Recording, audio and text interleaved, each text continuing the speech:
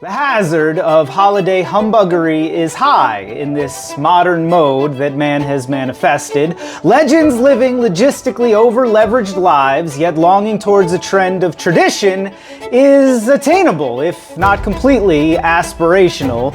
From buying gifts and traffic trips to family rifts and extra shifts, the holidays can often best be described as a time of heightened stress. But hark the herald angels sing! Glory to Thanksgiving! It's the best friggin' holiday, and I'm prepared to prove it mathematically. Well, no, there's not actually any math, but if you're watching me do this, probably not into math that much. Anyway, that was the modern configuration of Thanksgiving, which we will concern ourselves with today, a product of Franklin Delano Roosevelt and consumerism, which it doesn't sound great when I say it like that, but business. It is the American way. I had a list of 10 things, but I ran out of paper when I was writing this script, so we're gonna just do a list of 8 things, 8 reasons why Thanksgiving is the best, most slept on holiday. We're gonna have to start with a little bit of history to satisfy the sponsors.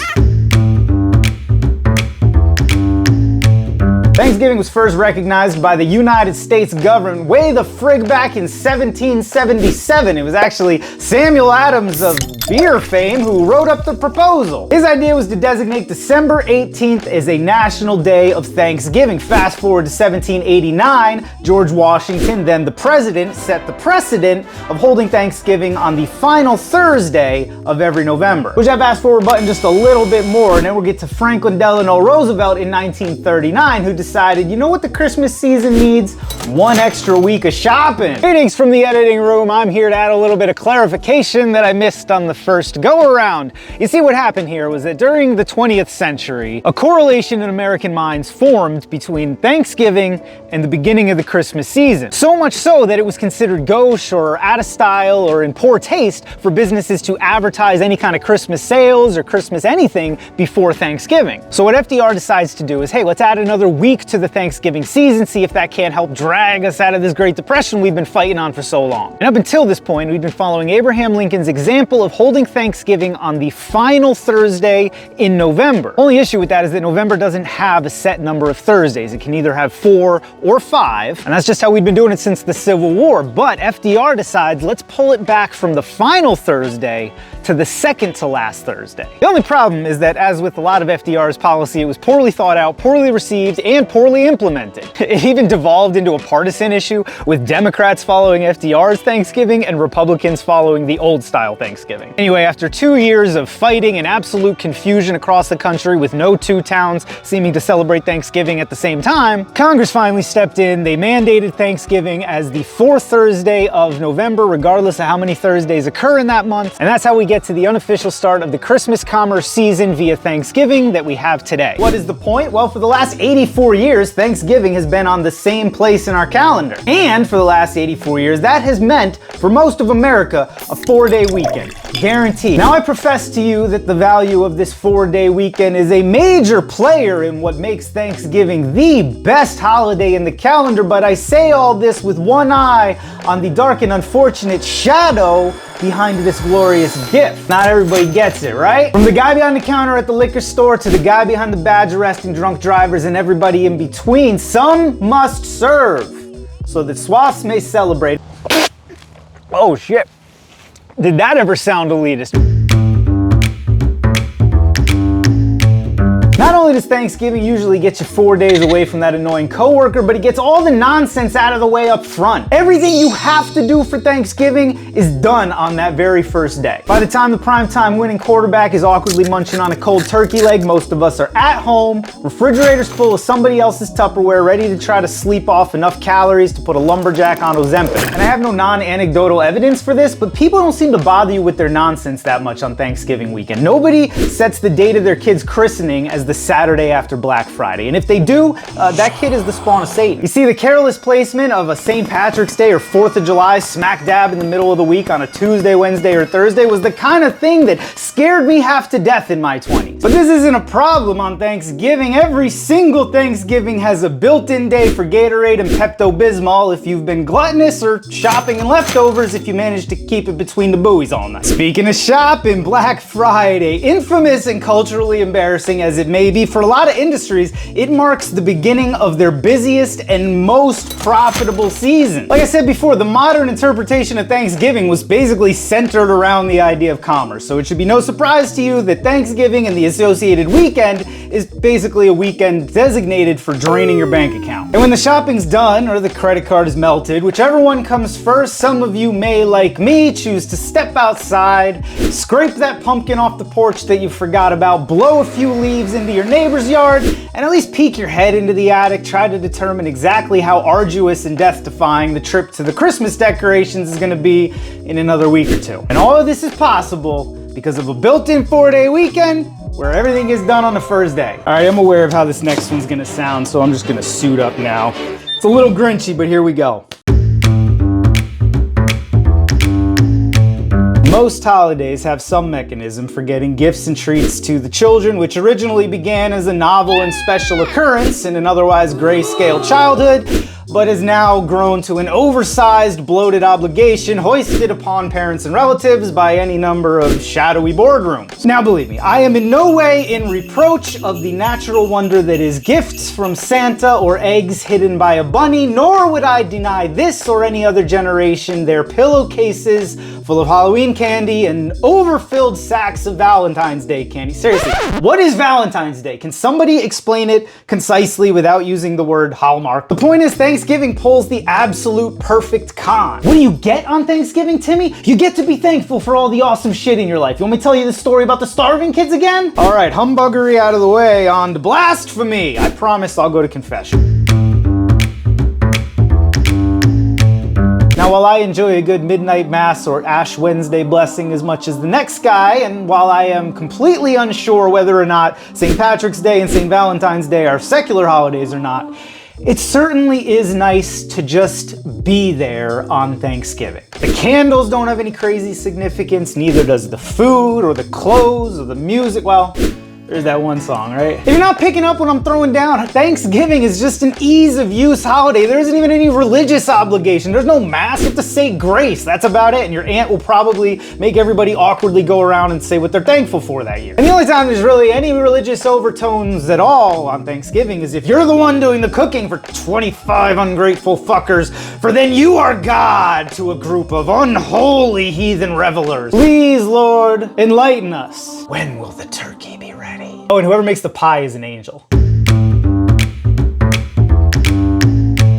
All right, speaking of food, let's shoot the elephant in the room. Traditional Thanksgiving cuisine can be bland and boring if certain care and creativity is not taken. If great-grandma's making the same dinner for the 65th year running and everything tastes like FDR is still building dams, yeah, Thanksgiving food is pretty mid, it's kinda ass, it's really nothing you're gonna want even just once a year. But that said, the holiday is food-centric, and every human being on the planet is programmed to enjoy eating. It's one of our most basic human instincts, and it's one of our most basic cultural instincts.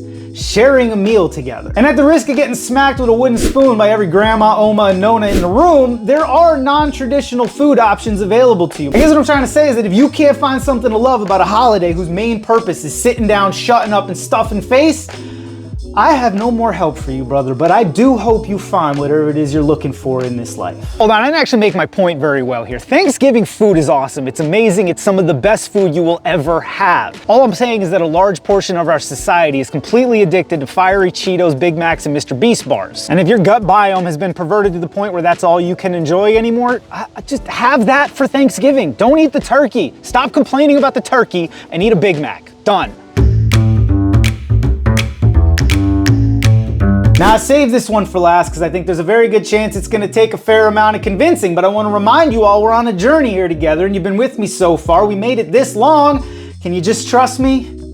Do you trust me? The Macy's Day Parade is an American tradition and the closest thing you're gonna get to waking up early to go into church on Turkey Day. Originally started in 1924 with Macy's store employees literally marching live zoo animals through downtown New York City. In 1928, they transitioned to the now famous balloons for, I assume, obvious reasons. And Macy's is like Macy's, the department store. Y'all know what department stores are, right? It's like Walmart before Walmart, kinda. I Googled them while I was researching this video. They are not doing well, so if you value the Macy's Day Parade at all, I don't know, maybe hit up the mall this Christmas season because it's is pretty dark over there. The parade features the aforementioned balloons, as well as musical guests, celebrity appearances, and all manner of floats, marching bands, and theatrical performances. And before I get too far, I do want to note that it's not the only parade in the United States on Thanksgiving. There are even parades that have been around longer than this 101-year-old parade, specifically the Giblet Day Parade in Philadelphia. It's been around since 1920, takes place on Thanksgiving, and that is the